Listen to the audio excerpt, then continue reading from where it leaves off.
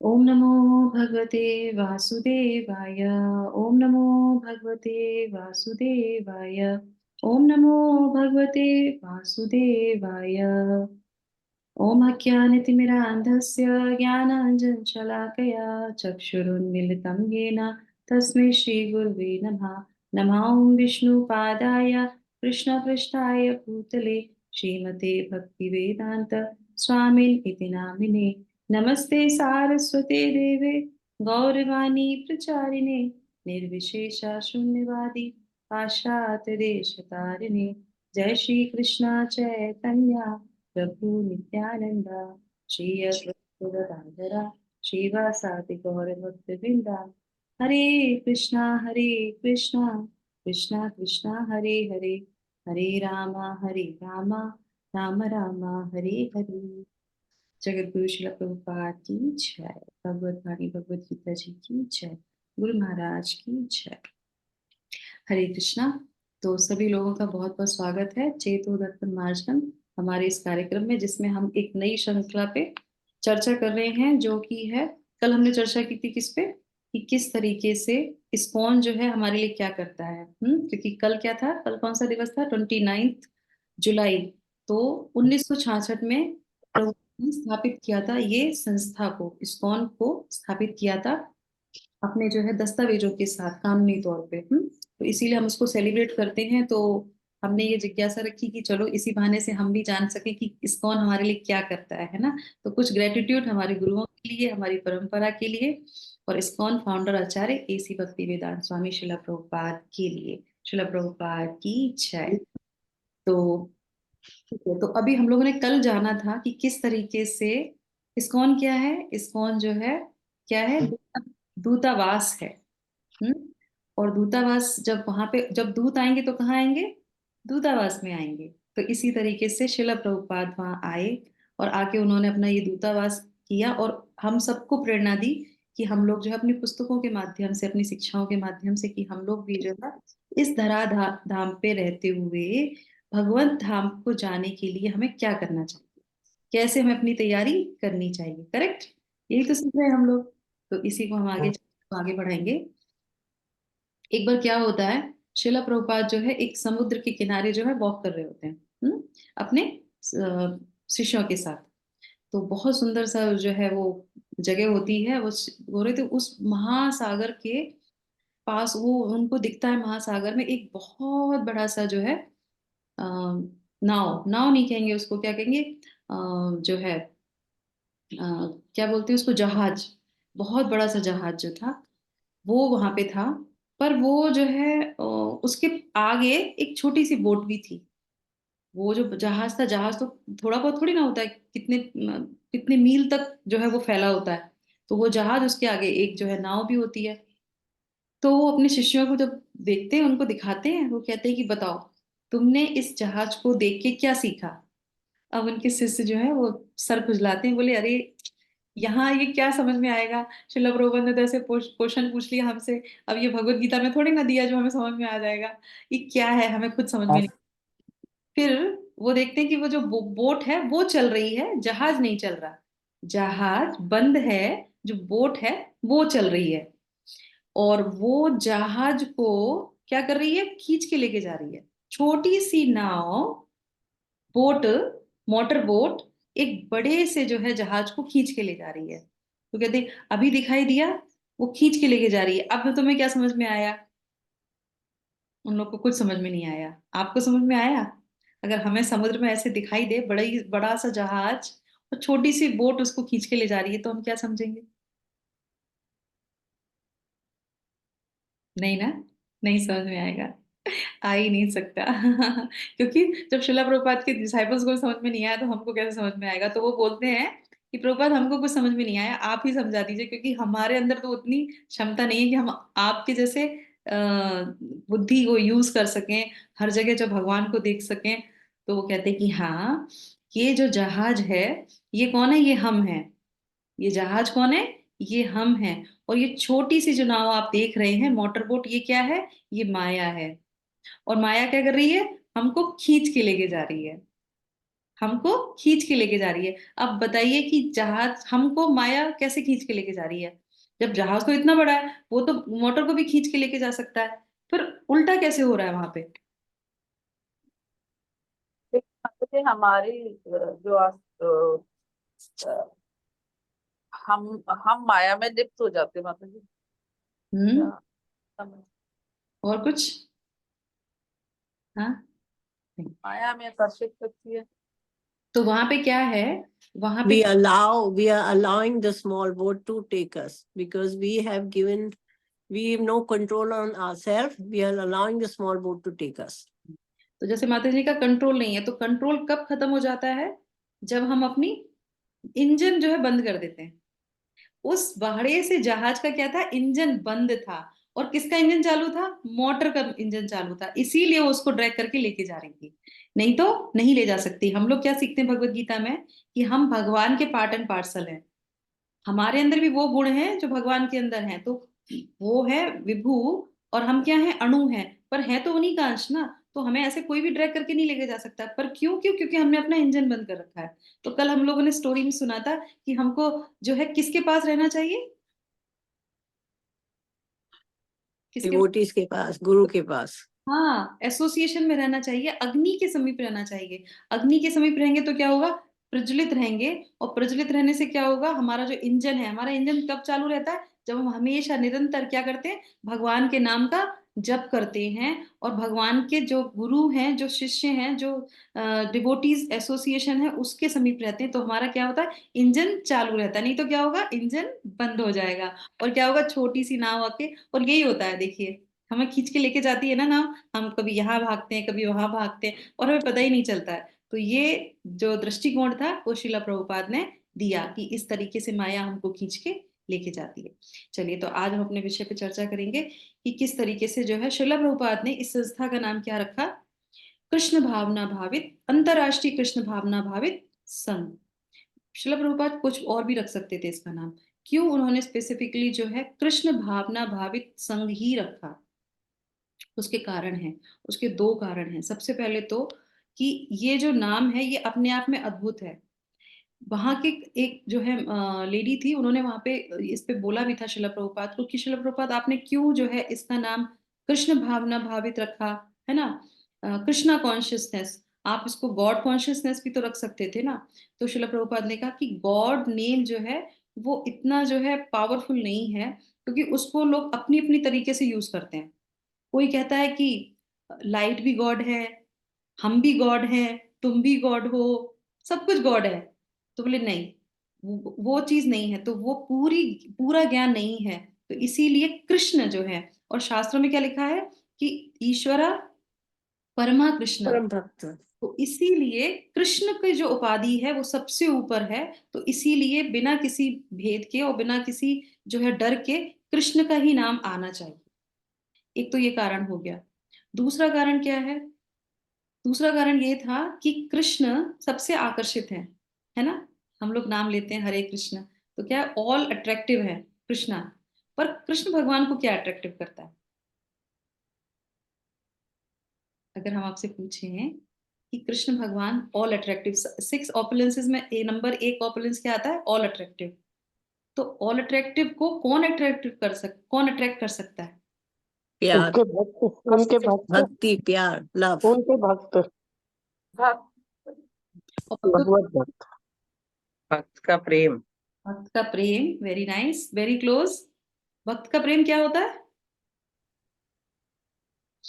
दिव्य प्रेममय सेवा, उनकी सेवा, प्रेम की सेवा जो उनसे प्रेममय सेवा। तो इसी के अंदर इसका आंसर छुपा हुआ है। क्या है? कृष्ण भावना मृत। तो जो कृष्ण भावना के साथ होता है, कृष्ण को वो अट्रैक्ट करता है। करेक्ट? जो कृष्ण को क्या अट्रैक्ट करता है? जो कृष्ण भावनामृत होता है। तो इसीलिए उन्होंने संस्था का क्या नाम रखा? कृष्ण भावनामृत संघ। तो जो कृष्ण भावना में होगा, वही तो भगवान को अट्रैक्ट करेगा। तभी तो भगवान उसकी सुनेंगे। फिर भगवान भगवत गीता में क्या कहते हैं कि अर्जुन तुम बोल दो, न मे भक्त्या पनश्यति। वो नहीं बोलते कुछ भी, वो कहते तुम बोल दो। क्यों? क्योंकि अगर तुम बोलोगे तो मैं 100% करूंगा, अगर मैं बोलूंगा तो शायद मैं ना करूं। तो इसीलिए भगवान भक्त की सुनते हैं। तो शिला प्रभुपाद ने क्या कहा कि इस संस्था में आके हमको क्या सीखना है, कृष्ण भावनामृत कैसे रहना है। तो ये भक्ति रसामृत सिंधु जो हमारे जीव गोस्वामी द्वारा रचित पुस्तक है, उनकी भी शिक्षाएं हैं कि कैसे जो है रसामृत सिंधु, कोई भी भगवान का जो भक्ति है वो क्या है, रस जैसी है, एक अमृत के तुल्य है। तो वो अमृत को देने के लिए उन्होंने संस्था का नाम क्या रखा, कृष्ण भावना अमृत संघ, जहां पे आपको भगवान के प्रति जो भावनाएं हैं, भगवान से जो कनेक्शन है, वो आपको दिया जाएगा। तो ये बहुत अद्भुत सी चीज है। एक तरफ तो हो गया भगवान, और एक तरफ क्या हो गया, साइंटिफिक चीजें कि कैसे ये अमृत हमको पिलाया जाएगा, है ना, साइंस हो गई ना। तो दोनों चीज मिला के उन्होंने इस संघ का नाम रखा, ठीक है। तो और ये जो है, जैसे माता जी बोल रही थी कि भक्ति है, भक्ति ही है। भक्ति का दूसरा एक नाम होता है कृष्ण आकर्षणी। अगर भक्ति किसी के अंदर है तो वो कृष्ण को तुरंत आकर्षित करेगी। और कृष्ण को आकर्षित करने पे क्या होगा, उस भक्त को जो भी वो भक्त बोलेगा वो यथा संभव होगा ही होगा, उसमें कोई दोहरा है ही नहीं। एक बार क्या होता है, शिला प्रभुपाद जो है बॉम्बे बॉम्बे का जो इस्कॉन टेम्पल, अगर आप लोगों ने देखा हो या किसी ने नहीं देखा है, जुहू टेम्पल, तो शिला प्रभुपाद उसी बीच पे वहां पे जो है टहल रहे थे। और उस जगह को क्या बोलते हैं, उसका नाम तो मुझे ध्यान नहीं है यहाँ पे, मार्श लैंड, शायद मार्श लैंड है वो जगह। तो वहां पे वो टहल रहे थे, और टहलते हुए एकदम से बोलते हैं, इतनी सुंदर जगह है, यहाँ पे तो कृष्ण का मंदिर होना चाहिए। अब उनके भक्त वही सोचते हैं कि अरे यहाँ कहाँ से मंदिर हो जाएगा, ना कोई हमारे पास जमीन है ना जगह है, यहाँ पे कौन आएगा दर्शन करने के लिए भगवान का। और शिला प्रभुपाद ने, पर उन्होंने ये इच्छा जाहिर की कि ये जगह बहुत सुंदर है, यहाँ पे भगवान का मंदिर होना चाहिए। और आज वहां पे इस्कॉन का सबसे बड़ा, मतलब सबसे बड़ा कि और बड़े बड़े मंदिर हैं, पर वो इस्कॉन का ऑफिस बोला जाता है। इतना अच्छा मंदिर है राधा रास बिहारी का, और वो वहां पे स्थापित हो गया। कैसे हो गया, क्योंकि कृष्ण भावनामृत जो उनके अंदर था और उन्होंने जो इच्छा जताई, तो किसने फुलफिल की, भगवान ने ही फुलफिल की। तो इसी तरीके से शिला प्रभुपाद ने जो है अपने समय काल में कितने 108 मंदिरों की स्थापना की। कैसे कर ली, क्योंकि वो कृष्ण भावना में थे। और यही गुण जो है उनको, उन्होंने दूसरों को जो है के लिए स्थापित किया कि आप लोग भी जो है इस संस्था में आइए और आपको ये सारी चीजें सीखने को मिलेंगी, जिससे कि हम भगवान के करीब जा सके।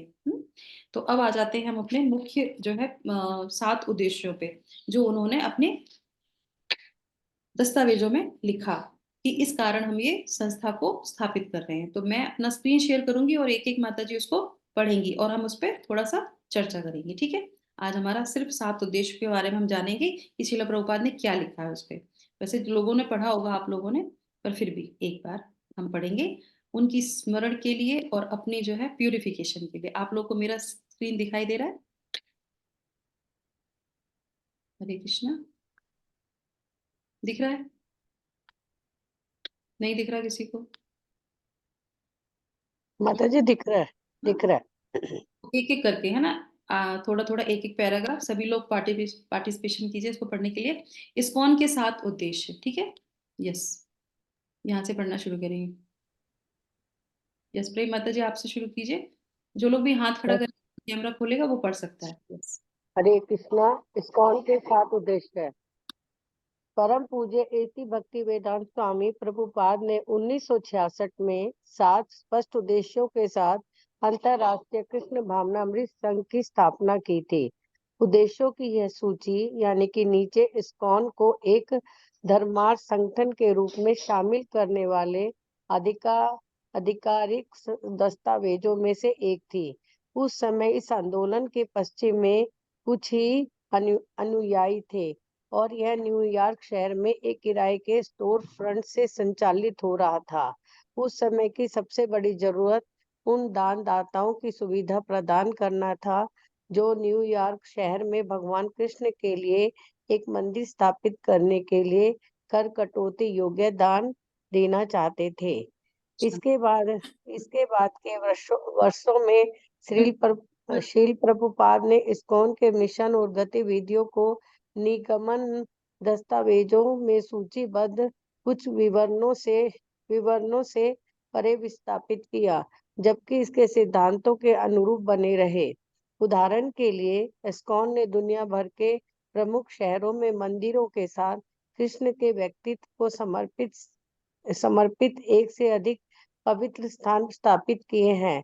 जीवन का एक सरल अधिक प्राकृतिक तरीका सिखाने के उद्देश्य से सदस्यों को एक साथ लाने के लिए ने आत्मनिर्भर कृषि समुदायों, आश्रमों और आध्यात्मिक रिट्रीट केंद्रों के विकास को प्रेरित किया है।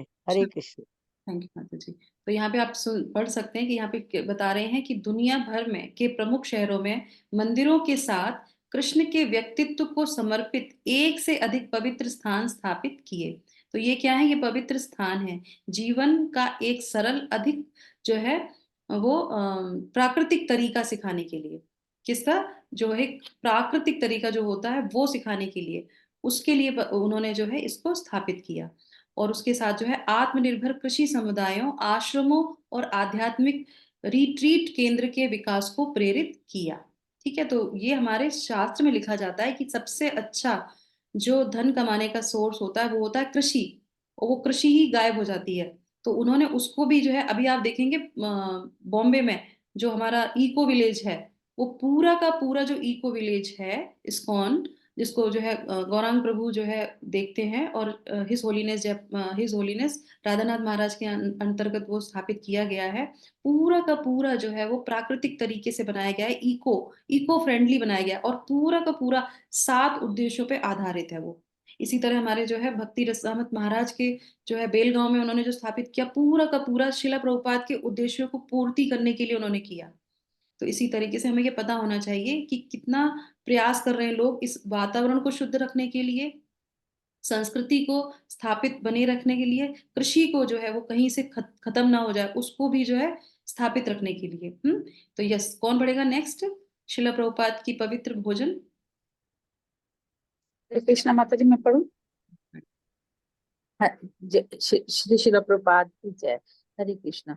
श्री प्रभुपाद की पवित्र भोजन के वितरण के माध्यम से समाज को पुनः आध्यात्मिक बनाने की योजना का उल्लेख मूल निगम दस्तावेजों में नहीं है। फिर भी उन्होंने फूड फॉर लाइफ और गोविंदा के शाकाहारी रेस्टोरेंट की स्थापना की, और रविवार की दावत पर इस्कॉन के केंद्रों में साप्ताहिक भोजन आयोजन आयोजन बन गई है। बड़े पैमाने पर समाज में आध्यात्मिक ज्ञान का व्यक्तिगत प्रचार करना। माता जी हरे कृष्णा, बस यहाँ तक ही पढ़ना था। तो ये क्या है? ये मेरी आवाज आप लोगों को आ रही है ना क्लियर? हाँ, तो यहाँ पे क्या बता रहे हैं वो, कि उन्होंने जो ये दस्तावेज में लिखा था, अपने जो साथ लिखे थे, उसमें कहीं पे भी उन्होंने फूड फॉर लाइफ के लिए कुछ नहीं लिखा था। पर फिर भी उन्होंने क्या किया, उसके बाद जो है गोविंदा जैसे रेस्टोरेंट, और जो बाहर जो लोगों को भोजन प्रचार दिया जा रहा है, वो भी वितरण जो है आज भी जो है कृष्ण इस्कॉन केंद्र में ये किया जाता है। और हर रविवार को एक सामूहिक जो है फीस्ट किया जाता है, जिसमें वो जो है सभी लोग मिलके एक साथ जो है आए। अब हमारे मेन पॉइंट पे हम आ जाते हैं कि क्या 7 जो मुख्य उद्देश्य हैं वो। तो नंबर 1, यस संतोष संगीता माता जी पढ़िए फर्स्ट वाला। आपका माइक बंद है। हरे कृष्णा। बड़े पैमाने पर समाज में आध्यात्मिक ज्ञान का व्यवस्थित व्यवस्थित प्रचार करना तथा सभी लोगों को आध्यात्मिक जीवन की तकनीकों में शिक्षित करना, ताकि जीवन में मूल्यों में असंतुलन को रोका जा सके तथा विश्व में वास्तविक एकता और शांति प्राप्त की जा सके। तो यहाँ पे देखिए आप एक एक शब्द जो है, क्योंकि ये दस्तावेज में दिया गया है, तो यहाँ पे ऐसा नहीं कि एक लाइन लिख दी है कुछ भी सोच के, नहीं, बहुत इंपॉर्टेंट है। एक एक शब्द पे कार्य किया जा रहा है, तब किया गया और आगे भी भविष्य में किया जाएगा। वो क्या है? बड़े पैमाने पर, छोटा विजन नहीं था, बड़ा विजन था। बड़े पैमाने पर समाज में आध्यात्मिक ज्ञान का व्यवस्थित प्रचार करना। व्यवस्थित प्रचार मतलब क्या होता है? ऐसे नहीं आगे पीछे कुछ नहीं, एकदम सटीक। उन्होंने उसके लिए पूरा जो है काउंसिल तैयार किया कि हाँ किस तरीके से प्रचार किया जाएगा, किस तरीके से व्यवस्था की जाएगी। और उसके बाद जो है आध्यात्मिक जीवन की तकनीकों में शिक्षित करना। तो हम लोगों ने कल क्या जाना था कि जो व्यवहारिक तरीके से हम कैसे करेंगे इसको, वो जो शास्त्रों में दिया है उसको सिखाने के लिए इस्कॉन की स्थापना की। और उसके बाद जो मूल्यों के असंतुलन को रोका जा सके। असंतुलन मतलब क्या होता है? हमें यही नहीं पता कि हमको करना क्या है और क्या करना है। डूज और डोंट्स का पता ही नहीं है, तो वो जो है बैलेंस कैसे रखा जाए अपने जीवन में, अपने जो है नियत कर्मों को, और क्या है हमारे सेकंड चैप्टर में हमने पढ़ा था, अपने जो दो ड्यूटीज को, कौन सी दो ड्यूटीज थी हमारी, नित्य कर्म और स्वधर्म, नित्य धर्म और स्वधर्म, उन दोनों को बैलेंस बना के जो लेके जाता है वो ही जो है, वो यहाँ पे उसकी बात करी जा रही है। और उसके बाद जो है पूरे विश्व में एकता और शांति प्राप्त की जा सके। तो अगर कोई ये कहता है कि नहीं ये कुछ हमारे पूरे उसके लिए गलत कर रहे हैं, नहीं, और सिर्फ भारत के लिए नहीं, अंतरराष्ट्रीय अंतरराष्ट्रीय स्तर पे उन्होंने जो है एकता और शांति के लिए स्थापित किया। ये हो गया हमारा पहला पर्पस। सेकंड पर्पस क्या है, कौन पढ़ेगा, जल्दी जल्दी प्लीज। हरे कृष्ण। हरे कृष्ण माता जी। कृष्ण ईश्वर की चेतना का प्रचार करना, जैसे कि भारत में महान धर्म ग्रंथों भगवत गीता और श्रीमद् भागवतम में बताया गया है। यस, तो यहाँ पे क्या बता रहे हैं कि भगवान कृष्ण की चेतना का प्रसार करना। तो भगवान कौन है, भगवान कृष्ण ही सर्वोपरि हैं, उस चीज का प्रचार सब जगह होना चाहिए। तो इसीलिए उनका नाम भी क्या रखा था कि कृष्ण भावनामृत संघ। और जैसा कि भारत में महान धर्म ग्रंथों भगवत गीता और श्रीमद् भागवतम में बताया गया है, तो जो बताया गया है उसको स्थापित करना है, क्योंकि पता ही नहीं है लोगों को, अपने अपने अनुसार जो है वो पूजा पाठ कर रहे हैं। तो एक बार क्या होता है, शिला प्रभुपाद जो है कुंभ का मेला जो होता है ना, तो वहां पे जाते हैं, तो वहां पे उनके डिसाइपल्स भी होते हैं उनके साथ, तो वहां पे वो देखते हैं हाथी पे एक बड़े से संत बैठे हुए आ रहे होते हैं, और उनके साथ उनके डिसाइपल्स होते हैं, और खूब जो है उनकी जयकारा लग रहा होता है। तो उनके डिसाइपल के मन में एकदम से क्या आता है, शिला प्रभुपाद, हम भी जो है, वो अखाड़ा टाइप का होता है ना, तो वहां पे एक अपना सबका एक दिया जाता है कि आप भी अपना इसमें एक अखाड़ा बना लीजिए, ऐसे करके जो मेला होता है, कुंभ मेला होता है उसका। तो उन्होंने बोला कि प्रभुपाद हम भी अपना जो है इसमें अपना एक लगाएंगे, और आपको जो है हम भी किस पे बैठा लेंगे, हाथी।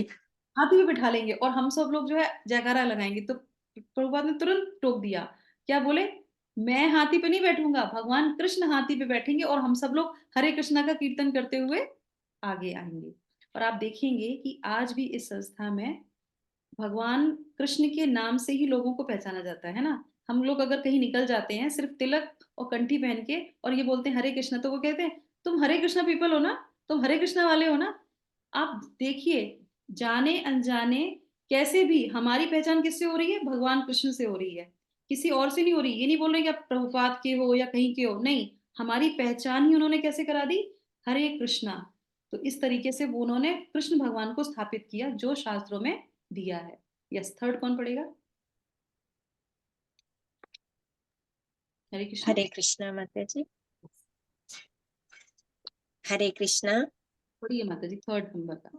समाज के सदस्यों को एक दूसरे के साथ जोड़ना तथा उन्हें प्रमुख सत्ता कृष्ण के निकट लाना, जिससे सदस्यों के भीतर तथा समग्र मानवता में यह विचार विकसित हो कि प्रत्येक आत्मा ईश्वर कृष्ण के गुण का अभिन्न अंग है। हरे कृष्ण। तो हम लोग क्या पढ़ते हैं, ममे वांशो जीव लोके जीव भूत सनातना, है ना। तो हम किसके पार्ट एंड पार्सल हैं, भगवान कृष्ण के पार्ट एंड पार्सल हैं, और उसी को वो स्थापित करते हैं। तो कैसे, नियर टू कृष्णा, तो हर एक चीज जो है भगवान के समीप हो सके, एक दूसरे से वो जुड़ सके, वो जान सके कि जो हम हैं वो आप भी हो। तो एक समदर्शी जो है दृष्टि प्रवाह जो है स्थापित की जाए। तो इसलिए उन्होंने जो है प्रमुख सत्ता कृष्ण के निकट लाने के लिए सभी सदस्यों के भीतर तथा समग्र मानवता में यह विचार विकसित हो, इसीलिए उन्होंने जो है इसको स्थापित किया। और क्या है, प्रत्येक आत्मा ईश्वर कृष्ण के गुण का अभिन्न अंग है। जब तक हम लोग भगवत गीता नहीं पढ़ते या शिला प्रभुपाद के शिक्षाओं से नहीं पढ़ते, तब तक हमें ये पता ही नहीं चलता कि हम कृष्णा के पार्ट एंड पार्सल हैं, हम एक आत्मा है ना। तो जो शास्त्र में ज्ञान दिया है उसे यथा रूप जो है शिला प्रभुपाद ने स्थापित किया इस संस्था के अनुसार। और क्या है, जैसे अभी हम लोग बात कर रहे थे कि संडे फीस्ट है, तो संडे फीस्ट में क्या होता है, ये स्थापित है, हर इस्कॉन में एक ही परंपरा चलती है। कहीं आप ये नहीं सोचेंगे कि हाँ लुधियाना में है तो कुछ और चल रहा होगा, या बेंगलोर में है तो कुछ और चल रहा होगा, नहीं, सेम टाइम पे जो है आरती होती है, सेम टाइम पे भोग लगता है, सेम जो है प्रार्थनाएं होती हैं, सब कुछ एक जैसा ही, एक ही तरीके से। इवन डांस का मूवमेंट भी एक सा ही होता है जो है इस्कॉन में। क्यों, ये एकता दर्शाता है कि जो भी हम करते हैं वो एक एक होता है, सम रहना, तो वो है कि सम, उन्होंने सबको जो है सम बना दिया, एक साथ बना दिया। और उसके बाद क्या है कि आप आएंगे इस्कॉन में तो एक साथ सेवा करेंगे, उसके बाद क्या, एक साथ भोजन करेंगे। एटलीस्ट एक दिन हमको प्रोवाइड किया जाता है कि हम रोज अपने परिवार के साथ भोजन करते हैं, रोज अपने रिश्तेदारों से मिलते हैं, रोज उनसे बात करते हैं, पर एक दिन आप उन लोगों को भी लेके आइए मंदिर में और उनके साथ, भक्तों के साथ भोजन ग्रहण कीजिए। ये उन्होंने स्थापित किया है। और जो भक्ति में आज गया है, ये जुड़ चुका है या नहीं जुड़ा है, उनको आके यही आकर्षित लगता है कि हाँ देखिए कैसे इस्कॉन में सब लोग मिलके एक साथ भोजन ग्रहण करते हैं और बाहर वालों को भी ग्रहण करते हैं। तो इसीलिए हमें इस चीज को अपने जीवन में लाना चाहिए। अगर हम नहीं भी करते हैं तो हमें ध्यान रखना चाहिए कि ये क्यों बनाया है उन्होंने। ये शिला प्रभुपाद ने स्थापित किया है, उनके उद्देश्य है कि सब लोग एक साथ आए। तो हमें हर संडे फीस्ट को अटेंड करना ही चाहिए। उसके बाद आगे आ जाते हैं। यस, कौन पढ़ेगा? भगवान श्री चैतन्य महाप्रभु। भगवान श्री चैतन्य महाप्रभु की शिक्षाओं में प्रकट किए गए संकीर्तन आंदोलन भगवान के पवित्र नाम की सामूहिक जप को सीखना और प्रोत्साहित करना। यस, तो उनको जो है सिखाना और प्रोत्साहित करना, किस चीज के लिए? तो सुबह हम लोग जो मंगला आरती में आते हैं उसके बाद क्या करते हैं, सभी लोग बैठ के सामूहिक जप करते हैं। तो चैतन्य महाप्रभु ने हमें क्या दिया है? उन्होंने हमें कुछ नहीं दिया, हमें उन्होंने सिर्फ हमको जो है हरे कृष्णा महामंत्र दिया है। वो ही कलयुग के लिए सबसे बड़ी चीज है, तो उसी को उन्होंने बढ़ावा दिया।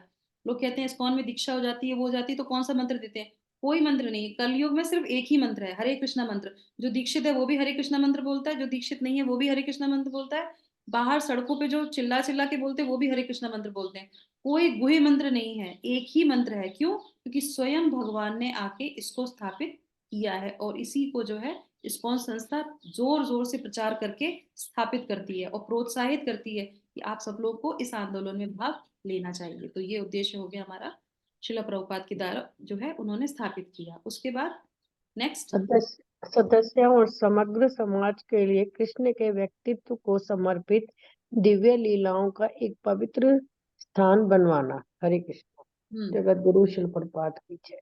तो ये कैसे हो गया? शिक्षाओं को प्रकट किए कि सॉरी नीचे वाला था, हाँ, सदस्यों और समाज, समग्र समाज के लिए कृष्ण के व्यक्तित्व को समर्पित दिव्य लीलाओं का एक पवित्र स्थान। तो भगवान दिव्य लीला कहाँ करते हैं? अपने वृंदावन में। अपने धाम पे करते हैं ना। करेक्ट। तो हम लोगों ने कल क्या जाना था कि ये जो मंदिर है ये साधारण नहीं है। शिला प्रभुपाद के एक डिसाइपल जो है भक्ति तीर्थ महाराज, वो बोलते अपने लेक्चर्स में बोलते थे कि ये जो मंदिर हैं ये वैकुंठ हैं, ये वैकुंठ है, साक्षात वैकुंठ है। जैसे कि हमने बोला था कि ये दूतावास है, तो ये दूतावास है। और शिला प्रभुपाद कौन है? वो दूत है जो भगवान के धाम से आके हमको यहाँ पे सिखा रहे हैं कि हमको कैसे वापस जाना है। तो इसी इस्कॉन में आप देखेंगे हर तरीके के जो है कृष्ण की लीलाओं का वर्णन किया जाता है, उनके बारे में बताया जाता है, शास्त्रों को पढ़ाया जाता है। और यहाँ तक कि भी नहीं कि शिला प्रभुपाद जब शास्त्र लिख रहे थे, श्रीमद् भागवतम जब लिख रहे थे, तो उनको ऐसा महसूस हुआ कि नहीं 10वें स्कंद के बाद जो है मैं इसको पूरा नहीं कर पाऊंगा। उनको ये आभास हो गया था। तो उन्होंने क्या किया, तुरंत जो है उसको रोक के चैतन्य चरितामृत को पूर्ण किया। और उसके बाद साथ में जो कृष्ण बुक जो है, कृष्णा की जो बुक है, उसको पूरा कर दिया। क्यों? क्योंकि इससे जो है आप कृष्ण की सारी लीलाओं का बारे में जान सकते हैं। तो उसको स्थापित किया उन्होंने, तो इस तरीके से कि सब लोग भगवान के कृष्ण के बारे में जान सकें। नेक्स्ट पढ़ेंगे। यस। सदस्यों को अधिक सरल एवं प्राकृतिक जीवन शैली सिखाने के उद्देश्य से उन्हें एक दूसरे के करीब लाना। यस, तो ये बहुत इंपॉर्टेंट है।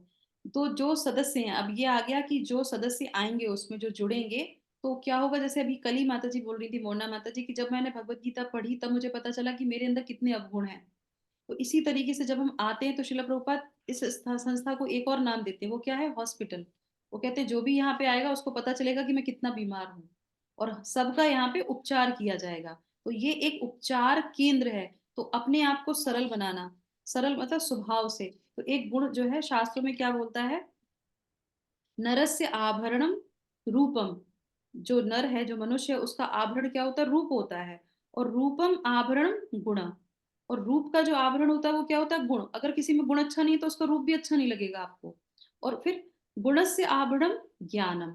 अगर किसी के अंदर गुण है तो वो गुण तभी अच्छे लगेंगे जब उसके अंदर थोड़ी ज्ञान होगा, है ना। पता चला कि गुण दिख रहे हैं, जैसे उसने बोलना शुरू किया तो उसने अजीब सी बातें शुरू कर दी, तो वो क्या होगा, वो उसका आभूषण नहीं रहेगा। तो उसके बाद फिर जो है, और ज्ञान का आभूषण क्या है, क्षमा। तो ये क्या है, ये कुछ ऐसे गुण हैं जो श्री भगवत गीता में भगवान 12वें अध्याय में, 17वें अध्याय में, 14वें अध्याय में उन्होंने डिटेल में दिया है। और इसी को वो स्थापित करने के लिए जो उसमें आएगा तो उनको वो गुण आने चाहिए। तो ये प्यूरिफिकेशन प्रोसेस जो है, इसके लिए उन्होंने इस संस्था में उन्होंने इसको स्थापित किया, सरल बनाने के लिए, प्राकृतिक जीवन शैली को सीखने के लिए। अब प्राकृतिक जीवन शैली में क्या आ जाता है, सबसे पहले आप मान लीजिए कि जो है सबसे बड़ा क्या है उसका, एक तो वैष्णव सदाचार हो गया है ना, जो उसकी गुण है। दूसरा क्या हो गया, जैसे वैकुंठ हमारा ये क्या है, भगवान का जो है दूतावास है। तो वहां पे जो है लोग किस तरह की भाषा बोलेंगे, किस तरह की भाषा बोलेंगे, तो उसको स्थापित किया। तो हम लोगों ने कल क्या जाना था, किस तरह की भाषा यूज करते हैं, माता जी बोलते हैं, प्रभु बोलते हैं, और क्या बोलते हैं, बताइए, कि हम तो आपके दास हैं, है ना, आई एम योर सर्वेंट, आप मुझे जो बताएंगे हम आपका कार्य करेंगे। तो इस तरह से विनम्रता उनके अंदर आती है। तो ये भाषा, भगवान के धाम जाके कोई भी नहीं कहता कि मुझे ज्यादा आता है, आपको कम आता है। वहां पे सब लोग कहते हैं कि हम आपके दास हैं, आप जो कहेंगे वैसा हम करेंगे। तो वो उन्होंने सिखाया। दूसरा जो है, एक्टिविटी किस तरीके की होती है, एक्टिविटी में हम लिखते हैं कथा गान्यम नाट्यम। इस्कॉन में जो एक्टिविटीज होती है वो यही होती है, श्रवणम होता है, सुनना होता है, गाना होता है, बजाना होता है, नृत्य करना होता है, लीला को जो है श्रवण करना होता है, यही एक्टिविटीज हैं, करेक्ट। जो गोलोक वृंदावन में भी वही एक्टिविटीज होती हैं। उसके बाद क्या है, सबका मूड जो क्या होता है, एक दूसरे को सर्व करना। और भोजन क्या है, भोजन क्या है, इस्कॉन का भोजन क्या है, या भगवान के धाम का भोजन क्या है, अगर हम इसको कहें तो, जी, प्रसाद, महाराज भगवान। भगवान भगवान का नाम जप जप कर। प्रसाद, Yes. प्रसाद सात्विक। कीर्तन। हम आत्मा है, और आत्मा का भोजन क्या है, भगवान के नाम का जप, श्रवणम और कीर्तनम, यही भोजन है। और ये भोजन इस्कॉन में दिया जाता है। बाहर का भोजन तो दिखता है, अरे इस्कॉन का भोजन तो बहुत फेमस है, वो तो अलग हो गया।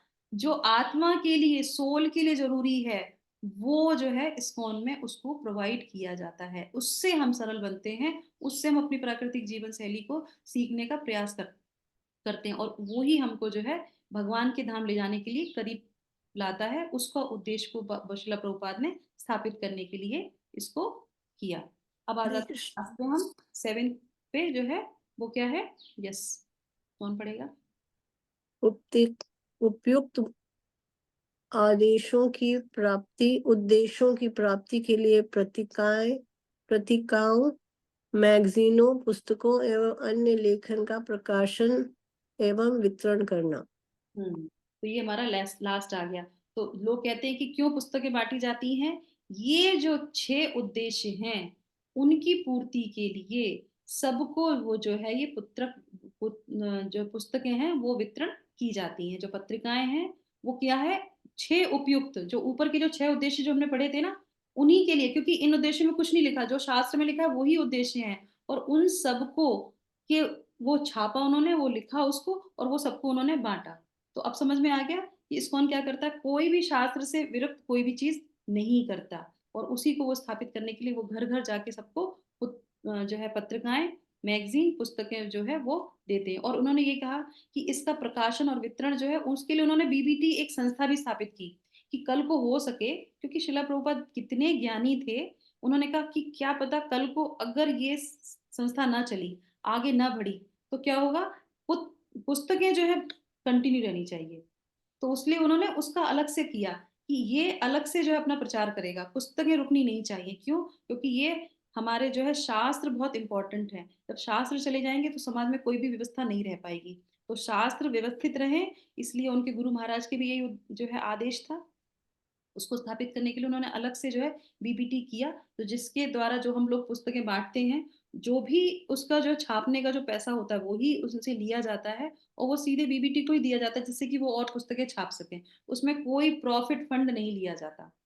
तो ये हमें समझना चाहिए कि क्यों इस्कॉन जो है ये सब चीजें कर रहा है। और उसके बाद एक छोटे से उदाहरण के साथ हम इसको यहाँ पे विराम करेंगे आज के इसको।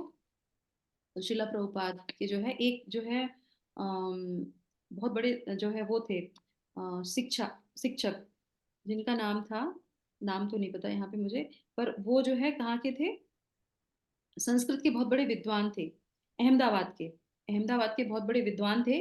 और उन्होंने एक प्रण लिया था कि मैं जो है कम से कम 1 लाख लोगों को संस्कृत सिखाऊंगा फ्री ऑफ कॉस्ट, और भगवत गीता का कम से कम एक अध्याय, क्योंकि वो हमारी क्या है, मैनुअल है। तो मैं संस्कृत सिखाऊंगा, संस्कृत हमारी भाषा, और एक अध्याय भगवत गीता का सिखाऊंगा। उन्होंने ये प्रण लिया था और उन्होंने ऐसा पूरा भी कर लिया। उन्होंने 25-24 साल के जब वो थे तब उन्होंने वो प्रण लिया था, और उसके बाद 55 साल तक जब वो आए तब उन्होंने कितने 62,000 लोगों को संस्कृत और भगवत गीता का एक चैप्टर सिखाया। सोचिए आप। तो वो व्यक्ति जो इतने दृढ़ता में थे, उन्होंने जब ये मूवमेंट के लोगों को देखा और जब वो जाते थे प्रचार के लिए, तो वो देखते थे कि किस तरीके से वो भी देश विदेश जाते थे प्रचार के लिए। तो उन्होंने देखा कि ये जो इस्कॉन के जो भक्त हैं वो पूरी दुनिया में हैं, और ये सब लोग जो है भगवत गीता जो आचरण है, जो संस्कृति है, उसका कितना अच्छा प्रचार कर रहे हैं। तो वो ये कहते थे कि मैंने पूरी दुनिया घूम ली, पर जो शिला प्रभुपाद ने इस दुनिया को दिया है वो कोई नहीं दे सकता। तो बोले क्या ऐसा दिया है, तो बोले कि मैंने तो ये प्रण लिया था कि मैं भगवत गीता का अध्याय सिखाऊंगा, पर उन्होंने भगवत गीता के आधार पे जीना कैसे है वो सिखा दिया। किनको, बाहर के पाश्चात्य लोगों को जीते कैसे हैं भगवत गीता के अनुसार वो सिखाया। शिला प्रभुपाद की जय। जय कौन फाउंडर आचार्य शिला प्रभुपाद की जय। जय। इस तरीके से शिला प्रभुपाद ने जो हमें दिया है वो अद्भुत है, अतुलनीय है, और हमें उसकी गरिमा को बना के रखना चाहिए as a part of ISKCON. और जो नहीं है उनको इस अपॉर्चुनिटी को नहीं छोड़ना चाहिए। हमारे लिए बहुत अच्छा प्लेटफॉर्म है, एक हमको दूतावास दिया गया है, तो उस दूतावास में हमें आना चाहिए और अपने उन दूत के जो है बस क्या करना है, शिला प्रभुपाद की धोती पकड़ लेनी है उनको पकड़ लो, उनके डिसाइपल्स की पकड़ लो, उनकी शिक्षाओं को पकड़ लो, अपने आप हम भगवान के धाम चले जाएंगे। बस उन्होंने जो बोला है हमें वो करना चाहिए। तो ये हमें बहुत अच्छी शिक्षा उन्होंने अपने जीवन से हमें दी। तो इसी के साथ जो है हम शिला प्रभुपाद का बहुत बहुत जो है आभार व्यक्त करते हैं हृदय से। और हरे कृष्णा। हम यही चाहते हैं कि थोड़ा सा एक बूंद भी अगर मैं थोड़ा सा उनके मूवमेंट के लिए कुछ कर सकूं, वो ही प्रयास करने के लिए हम ये सुबह का सत्र करते हैं। और आप लोग उसके साथ आते हैं, जुड़ते हैं, इस जो है सत्र में जुड़ते हैं, तो आप लोगों का भी बहुत बहुत आभार। भगवान की और शिला प्रभुपाद की आप लोगों की कृपा बनी रहे, आप लोग भी भगवत गीता के अनुसार अपना जीवन चलाएं। इसी कामना के साथ हम सब लोग मिलके क्या बोलेंगे, हरे कृष्णा हरे कृष्णा हरे कृष्णा कृष्णा कृष्णा हरे हरे, हरे राम हरे राम राम राम हरे राम राम राम कृष्णा हरे हरे हरे। हरे कृष्णा हरे राम राम राम हरे हरे कृष्णा कृष्णा। हरे कृष्णा। हरे कृष्णा।